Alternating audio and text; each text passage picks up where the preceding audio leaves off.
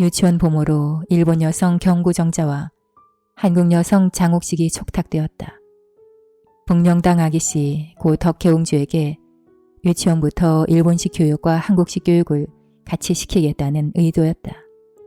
이 조치는 물론 고종이나 순종의 뜻이 아니라 일제의 뜻이었다. 왕려 중 공식적으로 유치원에 입학한 사람은 덕혜옹주가 처음이며 더더욱 그 입학식에 부왕이 참여한 것도 덕혜옹주가 처음이다. 덕혜옹주는 고종의 셋째 딸로 공인되었고 또한 신분도 왕족으로 공인된 셈이었다. 공식적으로 덕혜옹주는 고종의 셋째 딸이지만 두 언니가 요절했으므로 고명딸이나 마찬가지였다. 그간 한 번도 귀국하지 못한 옹주는 13년 전 정신병에 걸려 동경 송택병원에 입원한 일도 있었을 정도로 비극적인 삶을 살아야 했다.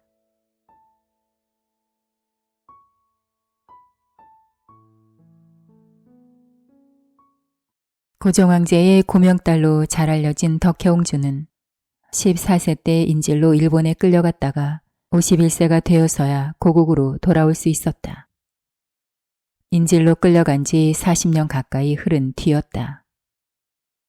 덕혜옹주의 귀국을 며칠 앞둔 1962년 1월 19일자 동아일보에는 이런 기사가 실렸다. 38년 전 일제 정략 결혼에 희생된 고종 황제의 고명딸 덕혜옹주가 25일 귀국한다. 덕혜옹주를 데리러 고종 황제의 손자 이의공의 부인 박찬주 여사가 둘째 아들 이종군과 함께 지난 16일 나 CAT기 편으로 일본에 갔다. 덕혜옹주는 1925년 3월 일본에 건너가 1930년 4월 대마도 번지였던 종백작과 정략 결혼한 후 1955년 6월 29일 종백작과 협의 이혼하였다. 그간 한 번도 귀국하지 못한 옹주는 13년 전 정신병에 걸려 동경 송택병원에 입원한 일도 있었다. 이 짧은 기사에는 온갖 풍상에 시달린 덕혜옹주의 50년 인생이 압축되어 있다.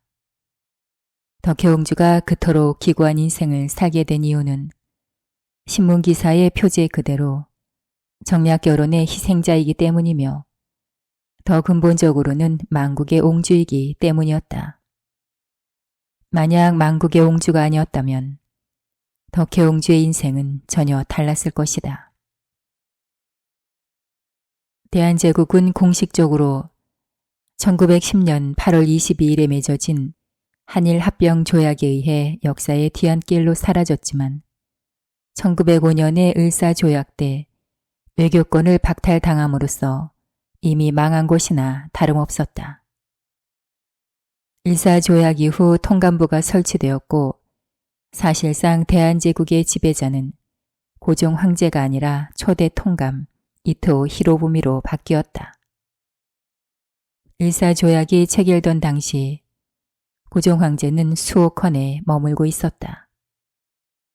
이곳은 경운궁 쪽에서 볼 때 미국 공사관 너머에 위치했으며 수오컨이 들어서기 전에는 미국의 장로교 선교사들이 자리를 잡았던 동네였다. 고종 황제는 1897년 대한제국을 선포한 후 경운궁을 확장하고자 했지만 궁 서쪽에 바짝 붙어있는 미국 영사관 때문에 확장하기가 어려웠다.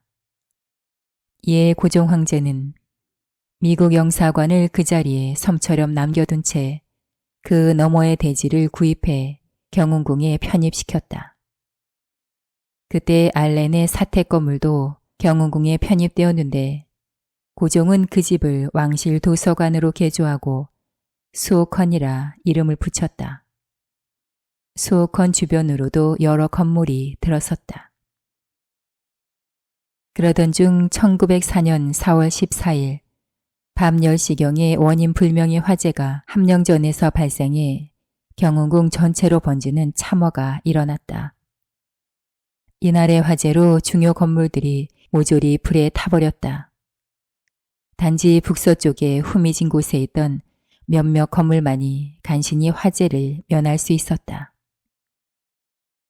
화재가 발생한 지 약 40분쯤 후에 고종 황제는 함령전을 떠나 황태자와 함께 즉조당으로 피신해 그곳에서 영친왕과 황귀비, 엄씨를 불러들였다.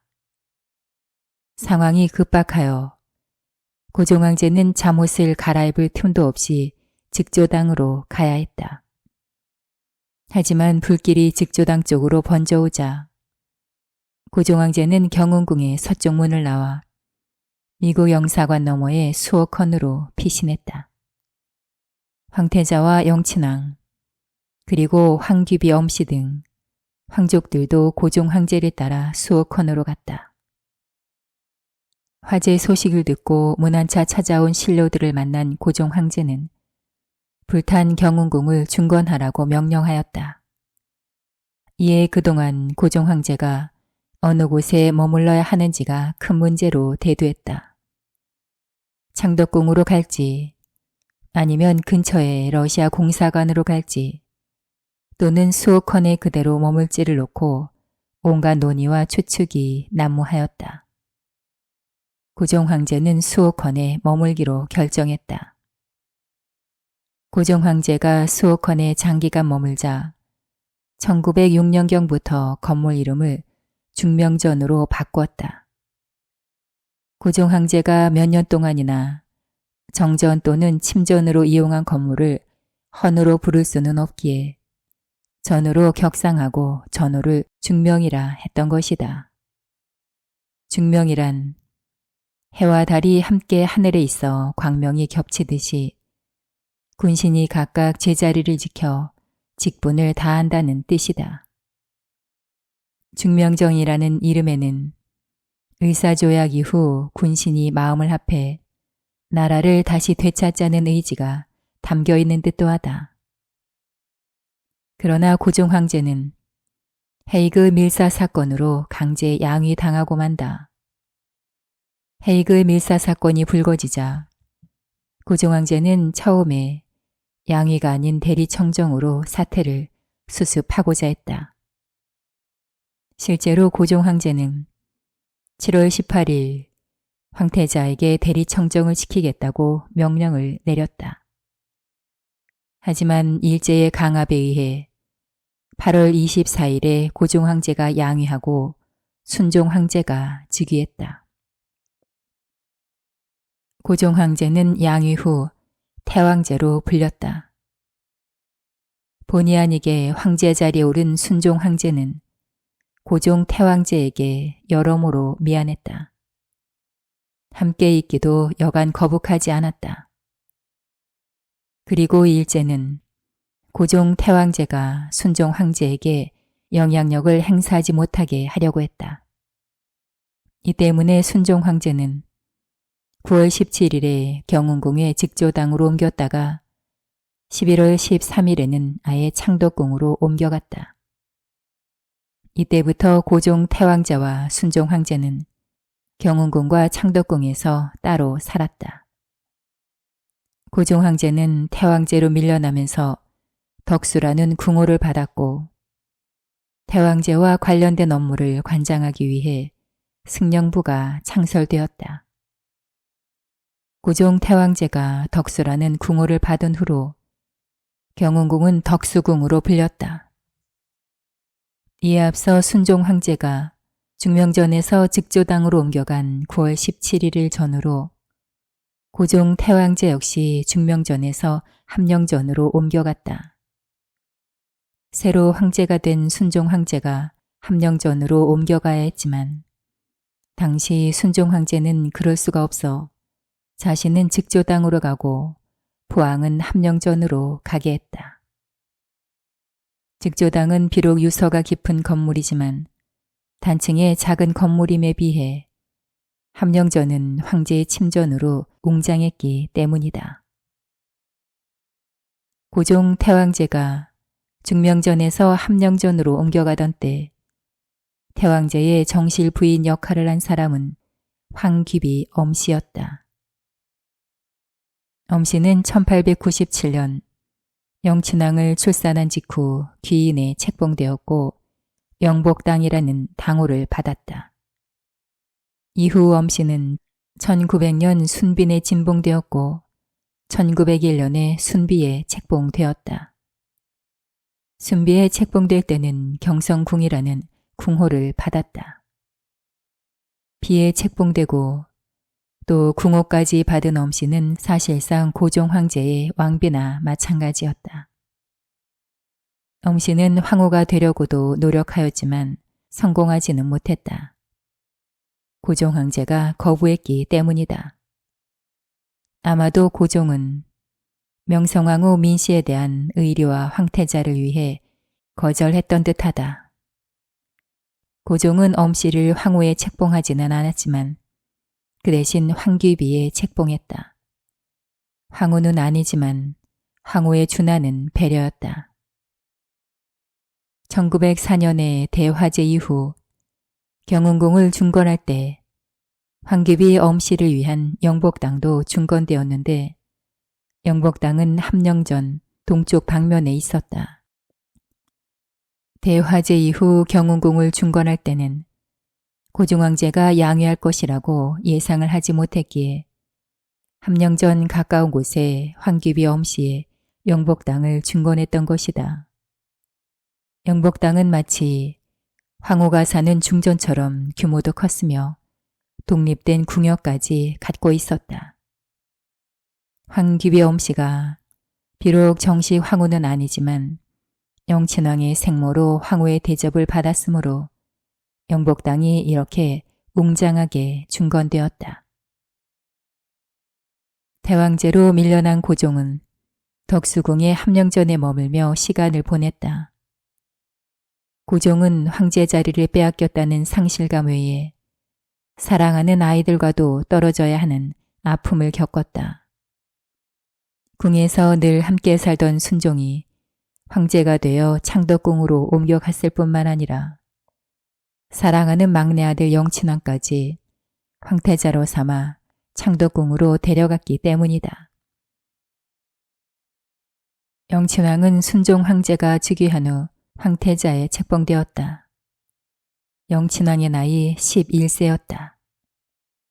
순서대로라면 영친왕 위에 이복형 의친왕이 황태자가 되어야 했다. 그러나 고종은 황귀비 엄씨를 총애했을 뿐만 아니라 막내 아들 영친왕에게 부정을 쏟고 있었기에 영친왕을 황태자로 책봉했다. 이것이 영친왕에게는 행운이자 불행이었다. 영친왕은 고종 태왕제의 부정을 받았기에 황태자가 되었지만 그 때문에 곧바로 고종 태왕제와 헤어져야 했고 나아가 일본에 인질로 끌려가게 된다. 초대 통감 이토 히로부미는 황태자를 인질로 잡아가려고 계략을 꾸몄다. 이토 히로부미는 일본 유학이라는 미명을 내세워 황태자를 인질로 잡아가려 했다. 이를 위해 우선 황태자를 창덕궁으로 옮겼다. 그리고 이토 히로부미는 태자 태사가 되었다. 바로 그날 황태자를 일본에 유학시킨다는 순종 황제의 명령이 공포되었다. 물론 이토 히로부미의 공작이었다. 황태자는 12월 4일 고종과 황귀비 엄씨에게 출국 인사를 드리기 위해 덕수궁에 들렸다. 고종은 일본에 가거든 아무리 곤란한 일이 있더라도 모든 것을 꾹 참고 때가 오기를 기다려라 하면서 인자를 써주었다. 다음 날 황태자는 이토 히로부미를 따라 일본으로 출국했다. 황태자가 인질로 잡혀가던 당시의 상황을 순명왕후 윤씨의 본방나인 김명길 상궁은 이렇게 증언했다. 내가 창덕궁 낙선제에 대해 남아있는 최초의 기억이며 지금도 생생히 남아있는 일은 만 10살의 어린 태자인 영친왕이 이곳에서 한 달 동안 머무를 때의 일이다.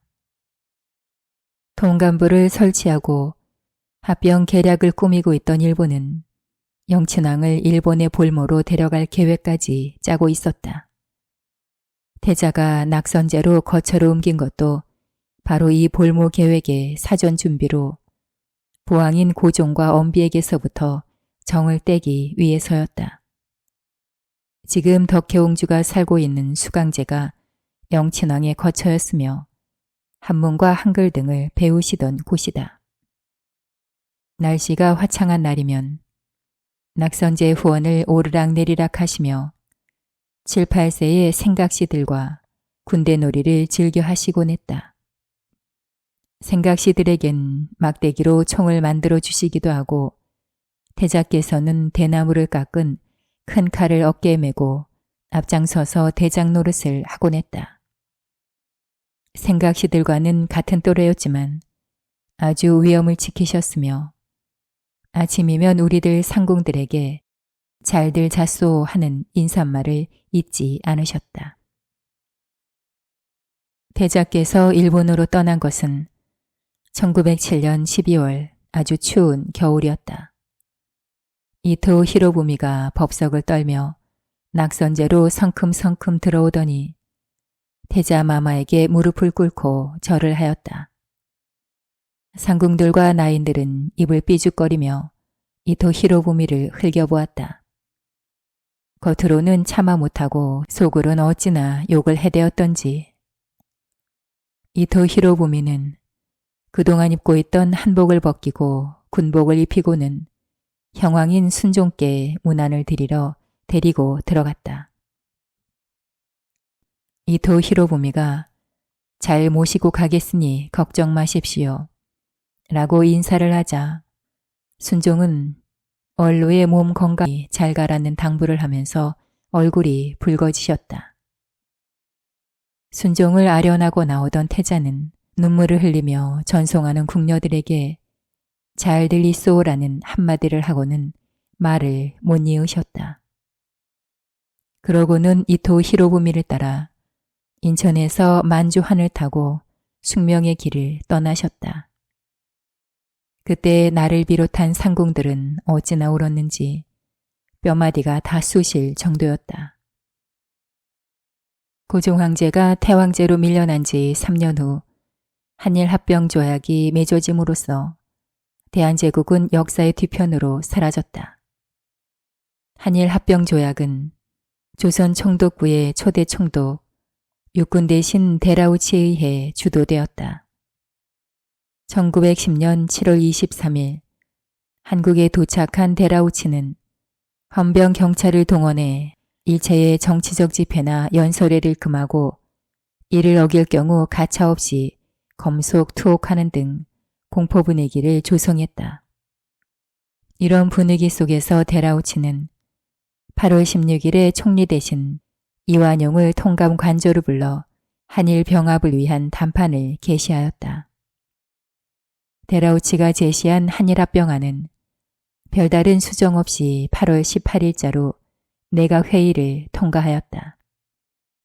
8월 22일엔 비록 형식적이긴 했지만 한일합병을 논의하기 위한 어전회의가 창덕궁에서 개최되었다. 어전회의 후 순종 황제가 이완용을 전권위원으로 임명함으로써 같은 날 이완용과 데라우치 사이에 병합조약이 조인되었다.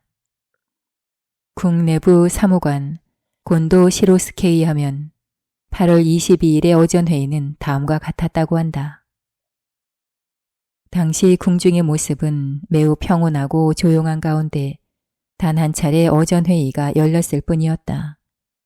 그때 어전회의에 참석한 사람은 총리 대신 이완용, 내부 대신 박재순, 농상공부 대신 조중웅, 탁지부 대신 고영희, 법부 대신 이재곤 외에 왕족을 대표해 이희공 전하, 원로를 대표해 김윤식, 전하의 측근으로는 국내 대신 민병석, 시종원경 윤덕영, 시종무관 이병무 등이 자리에 있었다. 별실에는 왕비의 부친인 해풍부원군 윤태경 후작과 총독부에서 특별히 파견된 참여관 고쿠부 쇼타로와 고미야 차관이 어전회의의 모습을 지켜보기 위해 기다리고 있었다. 어전회의는 오후 2시가 좀 지난 시간에 대조전에서 열렸다. 본래 우리와 같은 사무관은 어전 회의 내용에 대해 알 수 있는 입장이 아니었지만 다만 내 경우는 명령을 받고 내전으로 나가 국세와 옥세를 보관하고 있는 금고에 이변이 없도록 조용히 감시하라는 특수한 임무에 따라 안쪽 방에서 대기하고 있었다. 그런데 운 좋게도 그 앞쪽 복도가 대조전으로 가는 통로여서 출입하는 대관들의 모습을 볼 수 있었다. 그들은 긴장한 모습이라기보단 오히려 한나라의 운명이 여기서 결정되고 마는구나 하는 몹시도 슬픔이 가득함 도는 느낌을 갖게 하였다. 어전 회의는 약 1시간 만에 끝났으며 마침내 왕 전하께서 이완용 총리에게 한일 병합 협약 체결 전권위원장을 내리셨다.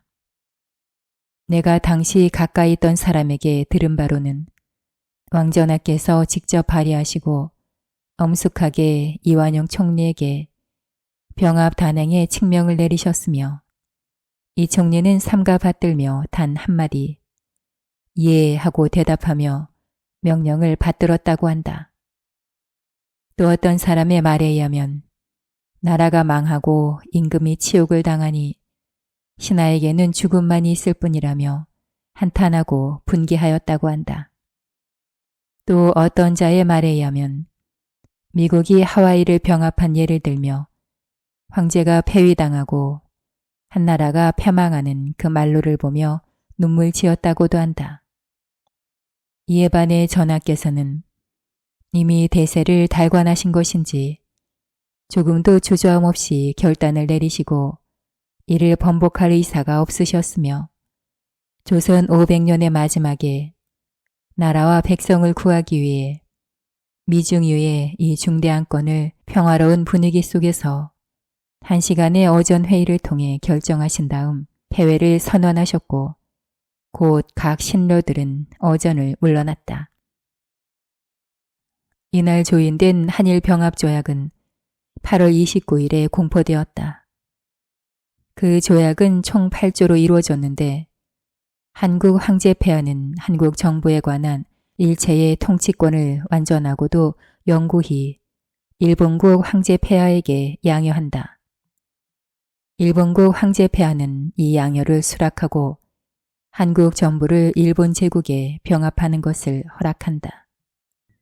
일본국 황제 폐하는 한국 황제 폐하, 태왕제 폐하, 황태자 전하 및 후비, 후예에게 각기 지위에 상당한 존칭, 위엄 및 명예를 향유하게 하고 또 이를 보유하는 데 충분한 세비를 공급할 것을 약속한다 등의 내용이 들어있었다.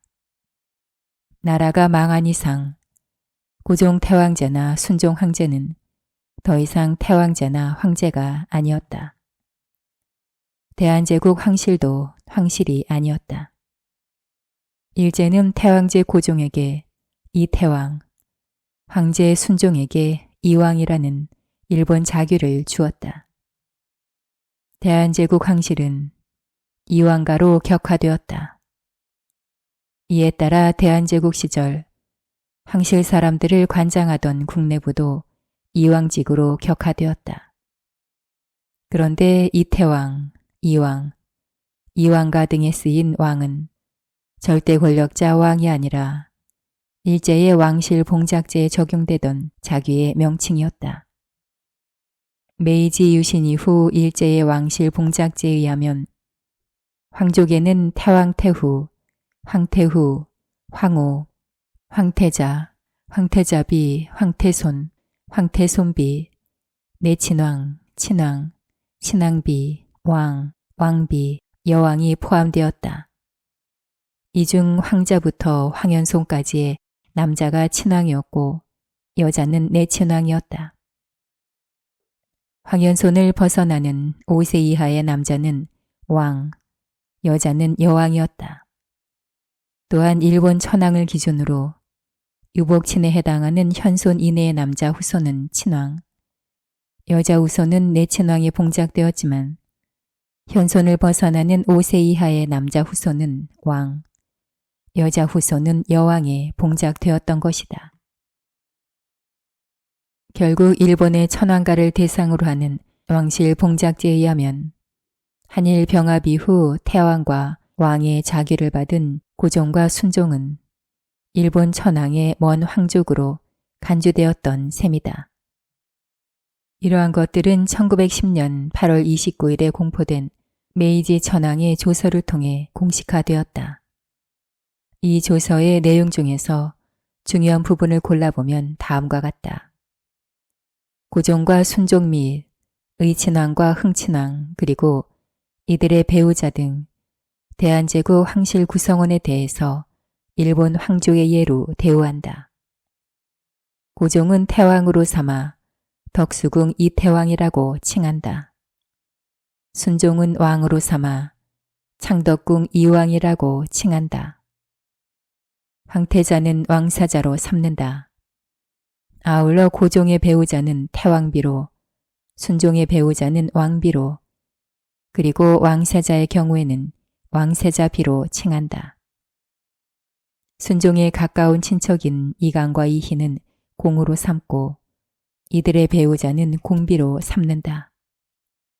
이들에 대하여는 모두 전하라는 경칭을 사용한다.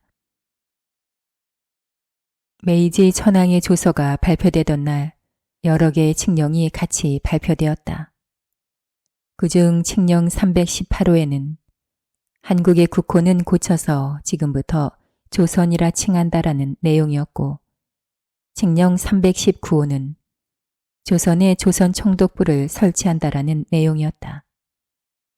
이 칙령에 의해 대한제국은 1910년 8월 29일자로 사라졌고 그날부터 식민지 조선이 되었다.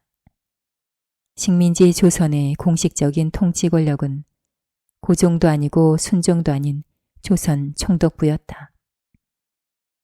그런데 메이지 천황의 조서에는 고종 태왕자나 순종 황제의 후궁들을 어떻게 처우한다는 내용이 없었다. 오직 정실 부인에 관한 내용만 있었다. 이는 결과적으로 고종 태왕제의 후궁과 그 소생들은 일본의 황족으로 대우하지 않겠다는 뜻이었다. 이는 명분상 근대 일부 일처제를 표방하는 것이었지만 현실적으로 고종의 후궁이 여러 명이었기에 문제의 소지가 많았다. 대한제국이 멸망한 이후 식민지 조선에서 덕수궁 이태왕 전하가 된 고종은 여전히 함령전에서 생활했다. 고종은 나라를 잃은 상실감과 막내 아들을 인질로 빼앗긴 아픔으로 제대로 잠도 자지 못하며 괴로워했다. 그런 고종을 위로해준 사람은 황귀비 엄씨였다. 그때 황귀비 엄씨는 고종의 정식 배우자가 아니었으므로 황태비가 아니었다. 그렇다고 예전에 불리던 대로 황귀비라고 할 수도 없었다. 그래서 경선궁 전하로 불렸다. 경선궁이란 순비에 책봉되었을 때 받은 궁호였는데 여기에 이왕과 사람에게 붙이던 전하라는 경칭을 합쳐서 부른 것이다. 하지만 엄격하게 말하면 경선궁 전하는 공인된 호칭이 아니었다. 메이지 천황의 조서에서는 오직 고종의 정식 배우자만 언급하였으므로 황귀비 엄씨를 비롯한 모든 후궁들은 봉작에서 배제되었다. 고종과 엄씨는 덕수궁에 머물며 일본에 끌려간 막내 아들을 보게 될 날을 손꼽으며 하루하루를 보냈다. 그러나 1년이 가고 2년이 가도 왕세자는 귀국하지 못했다. 몇 년이 지나도 왕세자가 돌아오지 않자 엄씨가 데라우치 총독에게 항의하는 사건까지 발생했다. 당시 이 사건을 김명길 상궁은 이렇게 전한다. 영친왕이 강제로 일본에 끌려갔을 때는 몇 날을 아드님을 부르며 눈물 지었으며 데라우치 총독과 말다툼까지 한 사실은 유명하다. 어느 날 데라우치가 고종을 만나러 덕수궁에 들어왔을 때 엄비는 분명히 세자가 일본에 갈 땐 1년에 한 번씩 보내겠다고 약속을 했는데 왜 안 오나요? 총독께서는 이 사실을 알면서도 왜 실행하지 않습니까? 아니면 아예 잊어버리셨습니까? 라고 정면에 대고 쏘아대었다. 당황한 데라우치 총독은 그것은 오해입니다. 공부 때문이니 잠깐만 참으십시오. 라고 했다. 엄비는 수그러지지 않고 다시 학교에는 방학도 없습니까? 북해도로 여행시킬 시간이 있으면 마땅히 부모를 만나도록 해야 하지 않을까요? 인정상으로 보나 약속을 지키기 위해서나 라고 일갈했다고 한다. 이때 고종의 만류로 겨우 진정이 되긴 했지만 데라우치 총독은 그 후로 엄비라면 손을 내저었다고 한다. 엄씨는 고종을 대신해 데라우치 총독에게 할 말을 했던 셈이다. 그런 엄씨에게 고종은 더더욱 의지했다. 하지만 그런 시간도 오래가지 못했다. 1911년 7월 20일 오전 4시경 엄씨가 세상을 떠나고 만 것이다. 영친왕이 일본으로 끌려간 지 햇수로 4년째였으며 대한제국이 망한 지 만 1년이 채 못된 시점이었다. 엄씨의 사인은 열병, 보 장티푸스였다. 엄씨는 병이 위독해지자 영복당에서 즉조당으로 옮겨 치료받다가 사망했다. 엄씨의 죽음은 고종에게 또 다른 고통을 안겨주었다. 식민지 조선에서 그나마 고종이 안심하고 의지하며 위로받을 수 있었던 존재가 바로 엄씨였다. 그 엄씨가 세상을 떠난 후 고종은 상실과 고독에 휩싸였다. 이미 60세에 이른 고종 주변엔 정을 붙일 만한 배우자도 없었고 자녀도 없었기 때문이다. 엄씨의 장례는 1911년 8월 2일에 영휘원에서 거행되었다. 장례 후 엄씨의 신주는 덕수궁의 영복당에 놓여졌다. 살아생전 살던 곳을 그대로 사당으로 삼은 셈이었다. 슬픔과 외로움에 빠진 고종은 틈이 날 때마다 엄씨의 위패가 있는 영복당을 찾아 추모의 정을 달래곤 했다. 그런데 영복당 뒤편으로는 궁녀들의 거처가 있었다. 비록 식민지 치하였지만 덕수궁엔 아직도 꽤 많은 궁녀들이 있었다. 고종은 궁녀들에게서 위로를 받고자 했다. 그 결과 덕혜옹주를 출생한 복령당 양씨를 비롯해 광화당 이씨, 보현당 정씨, 삼축당 김씨 등 수많은 궁녀들이 고종의 승은을 입었다. 그들 중에서 가장 먼저 아이를 출산한 궁녀는 복령당 양씨였다. 복령당 양씨가 덕혜옹주를 출산한 때는 1912년 5월 25일이었다. 엄씨가 세상을 떠난 지 정확히 10달 만이었다. 엄씨가 세상을 떠난 그달이나 그 다음 달에 고종이 복령당 양씨와 관계한 결과였다. 복령당 양씨는 덕수궁의 소주방 나인이었고 이름은 춘기며 1882년에 태어났다. 고종은 61세로 환갑이었으며 복령당 양씨는 31세였다. 덕혜옹주가 태어난 그 즈음 고종의 일상은 덕수궁 찬시실에서 기록한 일기에 자세하게 나타나 있다. 덕수궁 찬시실은 본래 이왕직에 소속된 기구였다. 이왕직 본부는 순종이 머물던 창덕궁에 있었다. 덕수궁 찬시실에서 기록한 일기는 현재 한국학중앙연구원 장서각에 전량 보존되어 있는데 1912년 5월 25일자의 기록에는 다음과 같은 내용이 있다. 오후 7시 55분에 내인 양춘기가 여자아기를 탄생하였다. 8시 20분에 태왕전하가 복령당에 납시였다. 7시 40분에 태왕전하가 동경의 오겁판에 있는 왕세자에게 전보하였는데 전보의 내용은 다음과 같았다. 이 전보는 찬시 서병협이 받들고 나와 사무실에 전하여 타전하게 하였다.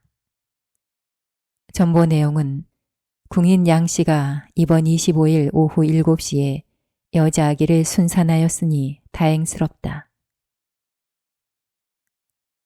덕혜옹주가 태어난 정확한 시점은 오후 7시인 듯하다.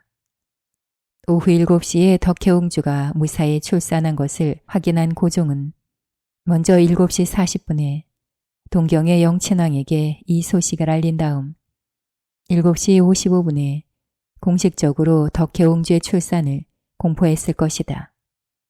이후에 연락을 받고 조선총독부 의원장 등 의사들이 8시 40분에 산모와 신생아를 진찰하기 위해 입궁했다. 그런데 이태왕 왕족보에서는 덕혜옹주가 태어난 장소를 덕수궁 명선당이라고 하였다. 이는 양씨가 옹주를 출산한 시점엔 아직 당호를 받기 전이었으므로 원래의 건물 명칭대로 기록되었기 때문이다. 8시 20분에 태왕 전하가 복령당에 가셨다는 내용이 있는 것으로 볼 때 고종은 양씨가 옹주를 순산했다는 소식을 듣고 그곳으로 찾아가면서 복령당이란 당호를 내린 듯하다. 따라서 양씨가 덕혜옹주를 출산한 명선당은 양씨에게 복령당이란 당호가 내려진 후부터 복령당으로 불렸다.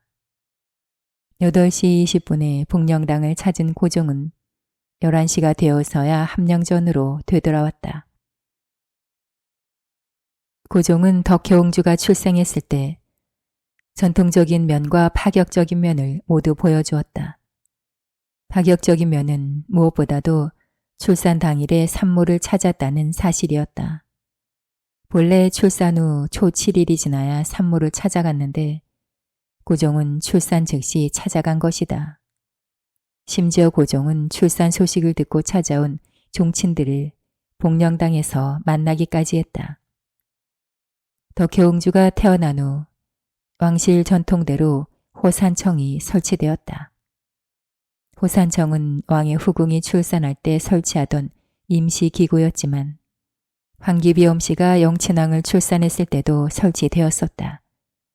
다만 식민지가 되기 전엔 호산청에 전통 어휘들이 배속되었지만 식민지 조선에서는 전통 어휘는 물론 일본의 신식 의사들도 참여했다는 점이 달랐다. 그런 면에서 조선왕조 500년간 출생 직후 일본의 신식 의사에게 진료를 받은 왕족은 덕혜옹주가 최초다. 왕실에서는 신생아가 태어난 후 3일째에 산모와 신생아가 목욕을 하는 세욕과 7일째에 산자리를 거는 권초례가 있었다. 또한 3일째나 7일째에 태를 정결한 물로 씻는 세태의식이 있었다. 이런 의식이 끝난 후 호산청이 해체되었고 수고한 사람들에게는 상을 내렸다. 덕혜옹주의 태 역시 산후 7일째에 창덕궁 후원에 묻혔다는 사실로 미뤄볼 때 세욕과 권초 그리고 세태 같은 전통의식이 거행되었을 것이다. 조 7일이 지난 6월 1일 순종과 왕비가 덕혜옹주를 보기 위해 덕수궁으로 왔다. 이날 고종은 오랜만에 순종과 함께 점심 식사를 하고 복령당으로 가서 아기를 보았다. 37일이 되던 6월 14일에는 종친들과 수고한 사람들을 돈덕전에 불러 크게 잔치를 열어주기도 했다. 식민지 조선에서 고종의 일과는 매우 단조로웠다. 고종은 보통 새벽 3시쯤 잠자리에 들어 7시간을 자고 오전 10시 전후에 일어났다. 일어난 후에는 세수를 하고 옷을 입은 후 차를 마시고 식사를 했다. 그러면 이미 오후였다. 간혹 찾아오는 방문객을 맞아 환담하거나 또는 선원전의 조상님들을 찾아 제사를 올리는 것이 오후 일과였다.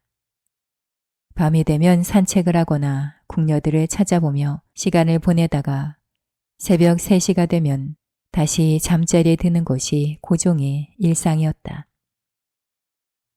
이렇게 단조롭던 고종의 일상은 덕혜옹주가 태어난 후부터 크게 변하였다. 우선 찾아오는 사람들이 부쩍 늘었다. 축하 인사를 하기 위해 오는 친인척들과 이왕지 관계자들은 물론 산모아기를 진찰하기 위해 의사들도 드나들었다. 고요하던 덕수궁은 갑자기 사람들로 북적거렸다. 이보다 더 큰 변화는 고종이 하루 2~3차례 복령당에 들러 시간을 보낸다는 사실이었다. 고종은 별일이 없는 한 오후에 1번, 저녁 이후에 1번, 이렇게 하루에 2번씩 복령당에 들렀다. 그것도 잠깐 들르는 것이 아니라 왔다 하면 그곳에서 2~3시간씩 머물렀다. 결국 고종은 오전 10시에 함령전에서 일어나 점심을 먹은 후에 복령당으로 가서 2~3시간을 보내다 다시 함령전으로 돌아와 저녁을 먹은 후에 또 복령당으로 가서 2~3시간 있다가 함령전으로 돌아와 자는 것이 하루 일과였던 셈이다. 고종은 하루 중 눈을 뜨고 있는 동안에 산모와 아기를 보며 시간을 보냈다. 조선시대 왕들치고 이런 왕이 없었으며 조선시대 후궁과 옹주치고 이런 대접을 받은 사람이 없었다. 그뿐만 아니라 고종은 덕혜옹주를 아예 자신의 침소인 함령전으로 데리고 오기까지 했다. 옆에 두고 밤이나 낮이나 보고 싶어서였다. 그때가 1912년 7월 13일로 출생 후 겨우 1달 보름 정도 지난 시점이었다. 고종이 머무는 함령전의 동원돌이 덕혜옹주의 새로운 생활 공간이었다. 고종이 덕혜옹주를 함령전으로 데리고 오기는 했지만 옹주의 생모인 복령당 양씨는 함령전으로 오지 못했다. 복령당은 자신이 머물던 처소에 그대로 있었고 옹주는 유모 변복동에 젖을 먹고 자랐다. 변복동은 남편이 있는 몸이었지만 귀한 왕녀의 유모로 발탁되어 그 남편에게는 다른 여인을 얻어주고 입궁했다고 한다. 고종은 시도 때도 없이 덕혜옹주를 찾았다. 유모 변복동이 젖을 물려 재우고 있을 때 들어오기도 했다. 그래서 유모가 기겁해서 일어나려 하면 고종은 아기가 깨면 어찌하느냐 그대로 있거라 하며 손을 저어 만류했다고 한다. 또한 고종은 덕혜옹주를 무릎 위에서 내려놓지 않았으며 가끔 안고서는 고개도 못 드는 궁녀들에게 너희들 이야기를 좀 보려무나 손을 좀 만져보아라 라고 했다고도 한다. 고종에게 덕혜옹주는 눈에 넣어도 아프지 않을 정도로 귀중한 고명딸이었다. 고종은 덕혜옹주를 본 이후로도 다른 궁녀들과의 사이에서 아이를 낳았다. 비록 모두 요절했지만 아들이 2명 더 태어났다. 이렇게 고종의 아이를 낳거나 승은을 입은 궁녀들은 당호를 받고 후궁이 되었다. 복령당 이후로 후궁이 된 궁녀들이 바로 광화당, 보현당, 삼축당 등이었다. 복령당, 광화당, 보현당, 삼축당 등은 모두 영복당 뒤편에 있었다. 공간 구성으로나 건물 규모로나 복령당, 광화당, 보현당, 삼축당은 영복당보다 훨씬 격이 떨어졌다. 실제로 이들은 황기비 엄씨보다 격이 떨어지는 후궁들이었다. 또한 공식적으로 봉작된 후궁도 아니었으므로 족보나 호적에 오르지도 못했다. 식민지 조선에서 고종의 호적은 이태왕과 첩적이었다. 고종이 태왕에 봉작되었기에 호적을 이태왕과 첩적이라고 했다. 고종의 공식적인 부인과 자녀로 대우를 받으려면 이 이태왕과 첩적에 올라야 했다.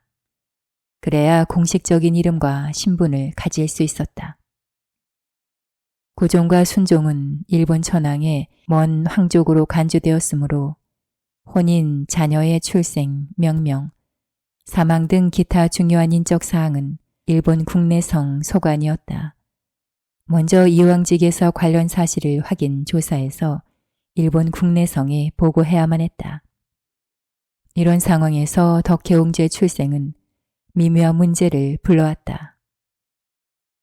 덕혜옹주는 고종의 정식 배우자가 아닌 후궁 소생이었기에 정식 자녀인지 아닌지가 애매했다. 정식 배우자가 아닌 후궁에서 태어난 자녀도 모두 고종의 자녀로 한다면 차후 후궁에게서 태어나는 자녀들도 고종의 자녀로 해야만 했다. 이것은 고종 한 명으로만 끝나는 문제가 아니었다. 고종 외에도 순종, 왕세자, 의친왕, 흥친왕 등 수많은 왕족들이 있었다. 그뿐만 아니라 고종의 후궁을 인정한다면 다른 왕족들의 후궁이나 첩도 인정해야 하는지의 여부도 문제였다. 법으로는 오직 정식 배우자 한 명에 대해서만 규정이 있었기에 고종의 후궁 문제는 또 다른 논쟁을 불러올 수도 있었다. 문제가 복잡해지자 이왕직에서는 덕혜옹주의 출생을 알면서도 아무런 조치도 취하지 못했다. 호적에 올리지도 않았고 일본 국내성에 보고하지도 않았다. 덕혜옹주는 이름도 없고 신분도 불분명하게 그냥 복령당 아기씨로만 불렸다. 복령당 아기씨란 복령당 소생의 아기씨란 의미일 뿐이었다. 복령당이 고종의 후궁이었으므로 그 소생녀는 당연히 옹주였지만 식민지 조선의 일부 일처제하에서 복령당은 고종의 정식 배우자가 아니었기에 복령당 소생은 공식적으로 고종의 자녀가 아니었고 옹주는 더더욱 아니었다. 엄격히 말해 덕혜옹주는 호적에도 오르지 못하고 이름도 갖지 못한 사생아나 매 한 가지였다. 이것은 덕혜옹주 다음에 출생한 두 왕자에게도 그대로 적용되었다. 덕혜옹주 이후 태어난 첫 번째 왕자는 광화당 이씨 소생인 이육이었다. 일기에 의하면 이육은 1914년 7월 3일 오후 11시 52분에 광화당에서 출생하였다. 덕혜옹주보다 2살이 아래였다. 덕혜옹주 출생 때와 마찬가지로 고종은 당일에 광화당으로 찾아갔다. 이후 하루에 2~3번씩 광화당에 들르던 고종은 8월 22일에 광화당 이씨와 이육을 함령전 뒤편에 구여당으로 옮겼다가 9월 28일엔 아예 함령전 동원돌로 옮겨오게 했다. 광화당 이씨도 함령전으로 옮겨왔다. 고종이 다른 후궁보다도 더 광화당 이씨를 총애했기 때문이다. 그렇지만 광화당 이씨의 소생 이육 역시 이름을 받지 못해 단순하게 광화당 아기씨로만 불렸다. 덕혜옹주는 이복동생 이육과 함께 함령전 동원돌에서 생활했다. 둘은 무럭무럭 자라났다. 이육이 태어나고 1년여 만인 1915년 8월 20일 오후 6시에는 덕혜옹주의 두 번째 이복동생 이유가 태어났다. 이유는 보현당 정씨 소생이었다. 이유가 태어나자 고종은 이전처럼 보현당에 행차하였다. 이유 역시 이름 없이 보현당 아기씨로만 불렸다. 고종은 보현당에 자주 찾아가지는 않았다. 덕혜옹주와 이육이 태어났을 땐 하루 2~3차례씩 찾아갔지만 이후 때는 그렇게 하지 않았다. 하루에 한 번 정도 갔으며 오래 머물지도 않았다. 이유가 태어난 후 보름 정도만 그렇게 하고 이후로는 하루 걸러 한 번씩만 갔다. 이것은 아마도 광화당을 총애했기 때문이었을 듯 싶다. 고종은 11월 12일에 이유를 함령전으로 데리고 왔다. 함령전에는 4살의 덕혜옹주, 2살의 이유, 생후 3개월의 이유 등 3남매가 모두 모이게 되었다. 함령전은 복령당 아기씨, 광화당 아기씨, 보현당 아기씨 등 3명이나 되는 아기들의 웃음소리와 칭얼대는 소리로 마치 보육원 같지 않았을까. 노년의 고종은 아이들을 보며 상실감을 달랬을 것이다. 1916년 1월 2일 고종은 새해를 맞이해 덕혜옹주와 이육을 데리고 함령전에서 사진을 찍었다. 막내 아들 이유는 너무 어려서 사진을 찍지 못했다. 그런데 이육은 이 사진을 찍고 얼마 지나지 않은 1월 22일 오전 9시 30분에 세상을 떠났다. 사인은 숙한이었다고 한다. 3살 된 아이에게 무슨 숙한이 있었을까도 싶지만 이육은 그 전의 말부터 건강이 좋지 않았다.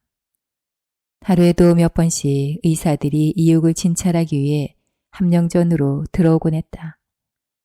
더 이상 이육이 살 가망이 없자 고종은 1월 21일 밤 10시 20분 이육을 함령전에서 광화당으로 옮겼다. 마지막 순간을 생모와 함께 하게 하려는 배려였다. 고종 역시 광화당으로 옮겨갔다.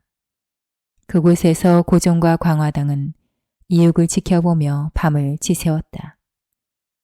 고종은 보통 새벽 3시에 잠을 잤지만 그날은 새벽 5시가 되도록 이육 곁에 머물렀다. 광화당에서 밤을 샌 고종이 잠깐 잠을 자려고 함령전으로 옮긴 사이 이육은 세상을 떠났다. 이육은 짧은 기간 동안 노년의 고종에게 큰 기쁨을 주고는 갑자기 죽었는데 그는 그때까지도 공식적으로 입적도 되지 못했다. 고종은 남아있는 덕혜옹주와 이유라도 입적시키고자 했다. 그러려면 총독부와 이왕직에 뭔가 보여주어야만 했다. 고종은 덕수궁 안에 유치원을 세움으로써 입적 문제를 해결하려고 했다. 순종실록 부록에 의하면 순종이 덕수궁 안에 유치원을 세워 복령당 아기씨를 교육하라고 명령한 때는 1916년 4월 1일이었다. 이육의 장례가 끝난 직후였다. 유치원 보모로 일본 여성 경구정자와 한국 여성 장옥식이 촉탁되었다. 복령당 아기씨 고 덕혜옹주에게 유치원부터 일본식 교육과 한국식 교육을 같이 시키겠다는 의도였다. 이 조치는 물론 고종이나 순종의 뜻이 아니라 일제의 뜻이었다. 4월 1일 이후로 덕수궁에 유치원을 설치하기 위한 활동이 시작되었다. 먼저 장소가 확정되고 원생들을 모집했다. 유치원은 덕수궁 안의 준명당으로 확정되어 그곳이 유치원으로 개조되었다. 준명당은 즉조당 옆에 있는 단층의 기와 건물이었고 원생으로는 고관 대작들의 딸들 중 5명이 선발되었다. 왕녀 중 공식적으로 유치원에 입학한 사람은 덕혜옹주가 처음이며 더더욱 그 입학식에 부왕이 참여한 것도 덕혜옹주가 처음이다. 그 당시 총독 데라우치는 특별한 일이 있으면 덕수궁에 들르곤 했다. 고종은 그 기회를 이용해 입적 문제를 매듭 지으려 했다. 덕수궁에 유치원을 세우고 한 달도 되지 않아 기회가 찾아왔다. 1916년 6월 3일 정오에 덕수궁 석조전에서 공식 오찬이 있었다. 메이지 천황의 초상화가 덕수궁에 들어온 것을 기념하기 위한 자리였다. 이 오찬에는 데라우치 총독을 비롯해 총독부 관리들, 이왕직 고등관들, 조선의 귀족들이 참여했다. 오찬은 12시 15분에 시작되어 3시간 가까이 계속됐다. 오찬을 끝낸 고종은 3시 10분에 구여당으로 갔다. 이때쯤에는 덕혜옹주가 유치원에 가 있을 시간이었다. 총독 데라우치는 고종을 찾아왔고 고종은 함령전에서 데라우치를 접견했는데 바로 이 기회를 이용해 덕혜옹주의 입적 문제를 매듭지었다. 이렇게 해서 덕혜옹주는 이태왕과 첩적에 입적될 수 있었다. 하지만 덕혜옹주는 아직 이름이 없었으므로 단지 제3녀 이씨로만 입적되었다. 덕혜옹주는 고종의 셋째 딸로 공인되었고 또한 신분도 왕족으로 공인된 셈이었다. 공식적으로 덕혜옹주는 고종의 셋째 딸이지만 두 언니가 요절했으므로 고명딸이나 마찬가지였다. 덕혜옹주의 이복 동생 이유는 입적되지 못했다. 총독 테라우치는 고종에게 아들 이유가 있다는 사실을 알기는 했지만 입적시키지 않았다. 덕혜옹주는 고종에게서 직접 딸이라는 말까지 들은 터라 어쩔 수 없이 입적시켰지만 보지도 못한 이유를 자신이 나서서 입적시켜줄 이유는 없었다. 덕혜옹주가 이 대왕과 첩적에 입적되었다고 해서 옹주로 인정을 받은 것은 아니었다. 옹주는 어디까지나 왕의 후궁 소생이 받던 봉장명일 뿐이었다. 식민지 조선에서 왕의 후궁은 원칙적으로 공인되지 않았다. 당연히 왕의 후궁 소생인 옹주도 공인되지 않았다. 덕혜옹주는 단지 덕수궁 이태왕의 셋째 딸이라는 점이 공인되었을 뿐 옹주로 공인되지는 않았다. 그래서 이태왕과 첩적이 입적된 후에도 덕혜옹주의 공식 명칭은 여전히 복령당 아기씨였다. 덕혜옹주가 고종의 셋째 딸로 입적되고 한 달도 되지 않은 1916년 7월 25일에 이복 동생 이유가 세상을 떠났다. 고종은 65세로 더 이상 아이를 보기 힘든 나이였다. 이웃과 이후에게 분산되었던 고종의 애정은 덕혜옹주에게 집중되었다. 이복 동생 이웃과 이후가 세상을 떠났을 때 덕혜옹주는 5살밖에 되지 않았다. 죽음이 무엇인지 형제가 무엇인지 알기 어려운 나이였다. 오히려 두 동생의 죽음 이후 부한 고종의 애정이 자신에게 집중됨으로써 덕혜옹주는 슬픔을 크게 느끼지 못했을지도 모른다. 실제로 이 시점부터 고종이 세상을 떠날 때까지가 덕혜옹주 인생의 황금기였다. 유치원에 입학한 후부터 덕혜옹주의 생활은 크게 바뀌었다.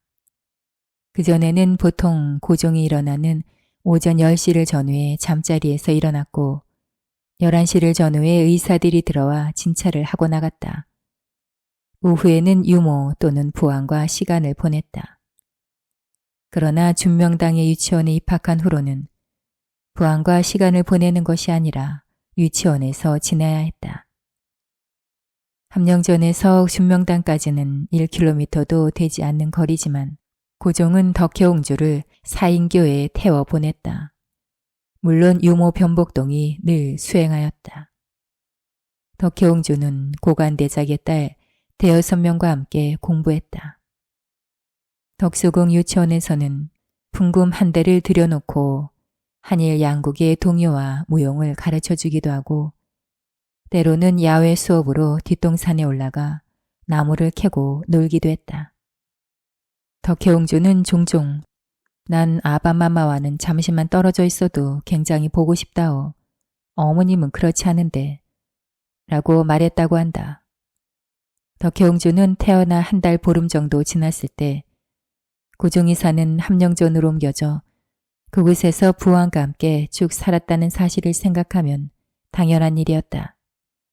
어린 시절 덕혜옹주는 생모보다는 부왕과 함께하는 시간이 훨씬 많았다. 자연스럽게 덕혜옹주는 생모보다는 부왕에게 정이 더 들었을 것이다. 덕혜옹주는 자라나면서 자신의 생모가 일개 후궁이라는 사실을 깨달았다. 물론 후궁이 어떤 존재인지도 알았다. 그래서 그런지 어렸을 때 덕혜옹주는 생모에 대해 약간 열등감을 느꼈던 듯하다. 예컨대 덕혜옹주는 외삼촌인 양상관이 들어오면 양상관이가 온다고 했으며 아기씨의 외가는 어디인가요? 라는 질문을 받으면 죽동이라고 대답했다고 한다. 죽동은 병령당 양씨의 친정이 아니라 명성황후 민씨의 친정을 지칭했다. 어린 덕혜옹주의 눈에 외삼촌 양상관이 우습게 보인 듯싶다. 또한 명분상 명성황후 민씨가 덕혜옹주의 정모라고는 해도 얼굴도 보지 못한 명성황후 민씨의 친정을 자신의 외가댁이라 한 것은 후궁소생인 자신의 처지에 대한 열등감의 발로이기도 했다. 후궁소생은 후궁과 함께 살아야 했음에도 덕혜옹주는 생모가 아니라 고종과 함께 살았다. 물론 고종의 사랑 때문에 가능한 일이었다. 덕혜옹주는 함령전에서 고종과 같이 지내며 자신이 고종의 사랑을 받는 고명딸일 뿐만 아니라 고종의 진정한 딸이기도 하다는 행복을 느꼈을 것이다. 덕혜옹주가 8살 때인 1919년 1월 21일에 고종이 승하하였다. 이후 덕혜옹주의 삶은 완전히 달라졌다. 단지 고종이 없는 세상을 사는 것이 아니라 삶의 장소와 삶의 내용까지도 크게 바뀌었다. 고종이 승하한 후 3월 4일에 홍릉에서 국장이 치러질 때까지 유체는 함령전에 모셔졌다. 이에 따라 덕혜옹주는 함령전에서 살지 못하고 생모가 사는 광화당으로 옮겼다. 국장 이후 고종의 신주는 다시 함령전에 놓였다. 3년상 동안에는 함령전에서 고종의 신주를 모시다가 3년상이 끝날 때 종묘로 옮겨야 했다. 이렇게 3년상 동안 신주를 모시는 곳이 혼전이었는데 함령전에 마련된 고종의 혼전을 효덕전이라고 하였다. 3년상 동안 순종을 비롯한 고종의 유족들은 조석으로 효덕전에 문안을 드리거나 제사를 올려야 했다. 순종은 덕수궁이 아니라 창덕궁에 있었다. 그래서 순종은 창덕궁에서 덕수궁에 효덕전을 오가며 3년상을 치러야 했다. 이런 불편 때문에 순종은 직접 덕수궁으로 오지 않고 대신 전하를 이용하기도 했다. 순종은 상복으로 갈아입고 절을 한 상태로 전하를 걸어 덕수궁의 고종 혼백에다 전하기를 대기한 후 문상을 했다고 한다.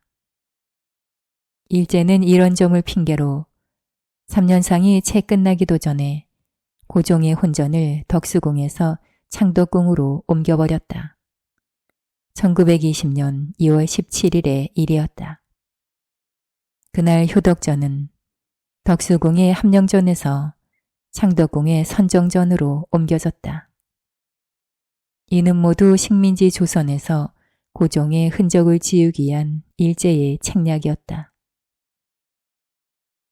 일제는 대한제국기에 크게 확장된 덕수궁을 온갖 핑계를 들어가며 훼손해 나갔다. 덕수궁 중에서 가장 먼저 훼손된 것은 포덕문 구역이었다.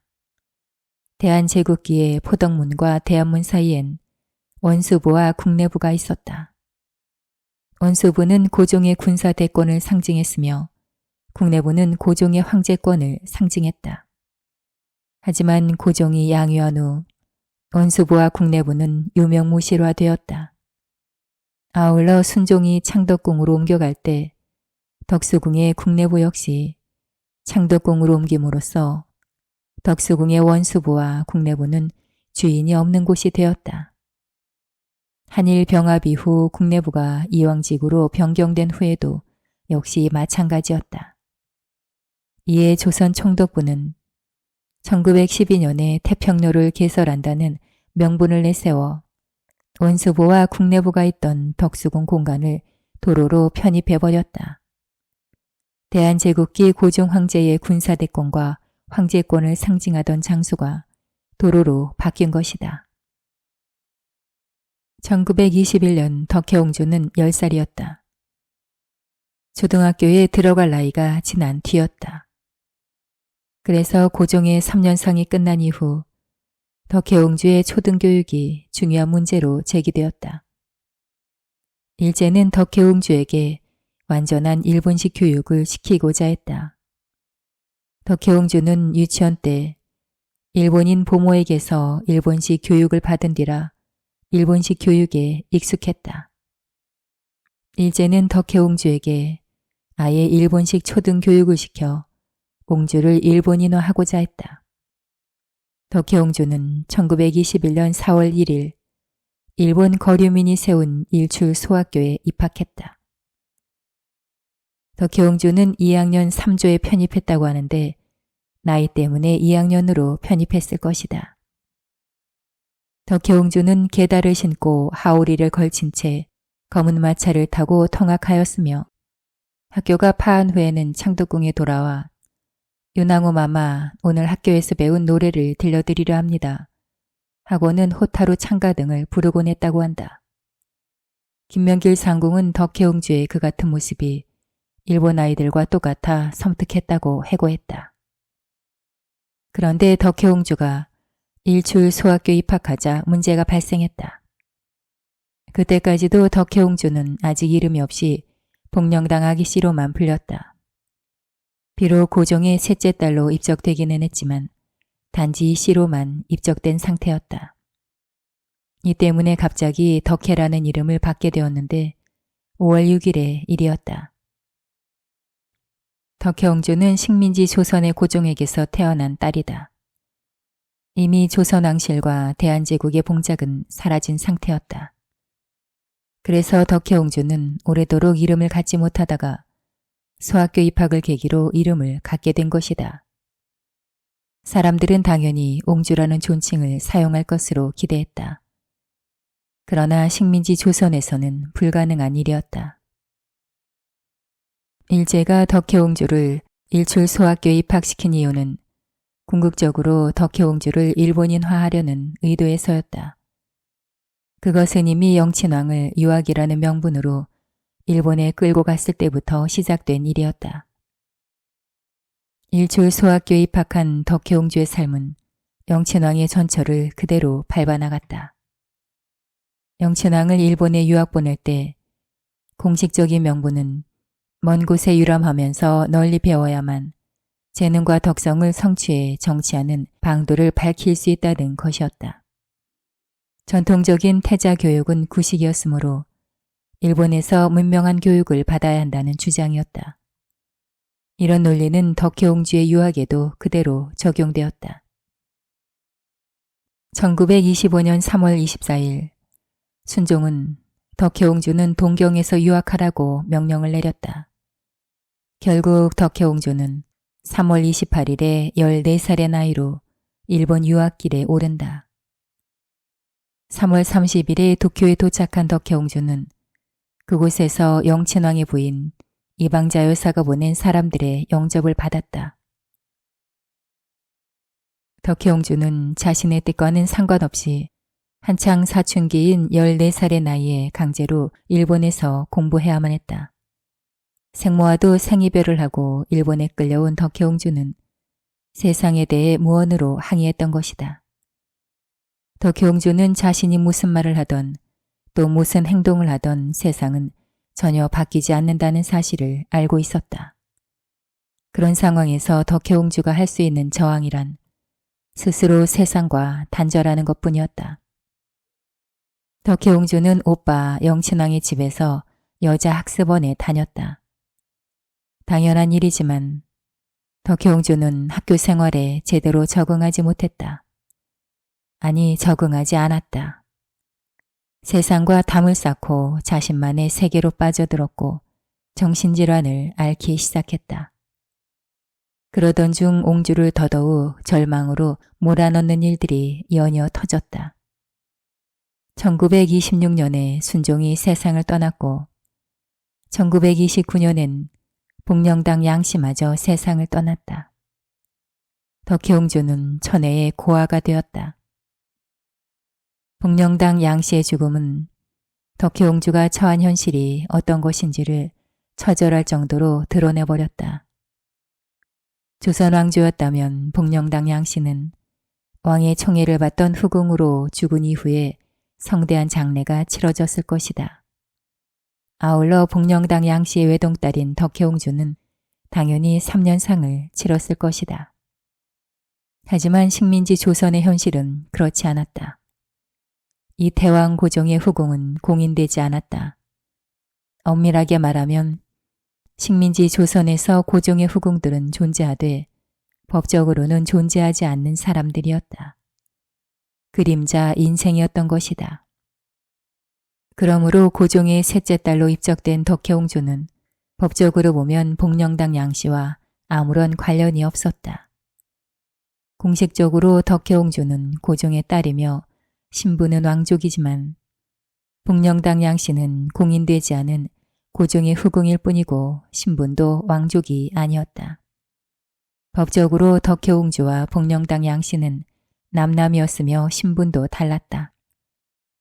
복령당 양씨의 장례식에 참여했던 덕혜옹주는 장례가 끝난 지 이틀 후에 곧바로 일본으로 출국해야 했다. 일본으로 돌아온 덕혜옹주를 더욱 처절하게 만든 것은 혼인 문제였다. 이 또한 덕혜옹주의 신분 때문이었다. 일본 천황과 구성원들에 관련된 규정은 황실전범이었다. 이 황실전범에서는 천황과 구성원들의 혼인에 관해 황족의 결혼은 동족 또는 칙지에 따라 특별히 인정된 화족에 한한다라고 규정했다. 대한제국이 일제에 병합될 때 고종과 순종 등 대한제국 황실 사람들은 일본 황족의 예로 대우한다는 메이지 천황의 조서에 따라 일본 황족으로 예우받았다. 이 연장선상에서 혼인도 황족의 결혼은 동족 또는 칙지에 따라 특별히 인정된 화족에 한한다는 규정이 적용되었다. 덕혜옹주는 고종의 노력에 의해 고종의 셋째 딸로 공인되었으며 신분도 왕족으로 공인되었다. 따라서 덕혜옹주는 공식적으로 일본 황족으로 예우를 받았고 그랬기에 일본 황족 또는 칙지에 따라 특별히 인정된 화족과 혼인해야 했다. 고종은 살아있었을 때 이런 문제를 간파하고 있었다. 그래서 고종은 덕혜옹주를 비밀리에 혼인시키려고 했다. 그러나 1931년 5월 8일 덕혜옹주는 대마도 번주인 종무지와 동경에서 혼인했다. 조선조 궁중 풍속연구에 따르면 종무지는 노 궁인들의 말에 의하면 그는 애꾸눈에 키도 작달막하고 아주 못생긴 추남이었다고 한다. 이 내용은 물론 사실과는 차이가 있다. 혼마야스코에 의하면 종무지는 잘생긴 미남에다 엘리트 청년이었다. 그렇다고 하더라도 덕혜옹주는 결코 행복하지 않았을 것이다. 종무지가 아무리 잘생긴 엘리트 청년이라고 해도 또 덕혜옹주를 측은히 생각했다고 해도 덕혜옹주의 입장에서는 일본 유학과 마찬가지로 혼인 역시 강제로 당하는 일이었다. 종무지를 애꾸눈에 키도 작달막하고 아주 못생긴 추남이었다고 기억하는 노 궁인들은 강제로 결혼당하는 덕혜옹주 입장에서 상대가 그 누구든 애꾸눈에 키도 작달막하고 아주 못생긴 일본인이었을 뿐이라는 점을 강조한 것이다. 혼인 후 덕혜옹주의 삶은 1962년 1월 25일에 귀국을 며칠 앞둔 1월 19일자 동아일보에 실린 기사 그대로였다. 그 대마도 번주였던 종백작과 정략 결혼한 후 1955년 6월 29일 종백작과 협의 이혼하였고 그간 한 번도 귀국하지 못한 옹주는 13년 전 정신병에 걸려 동경 송택병원에 입원한 일도 있었을 정도로 비극적인 삶을 살아야 했다.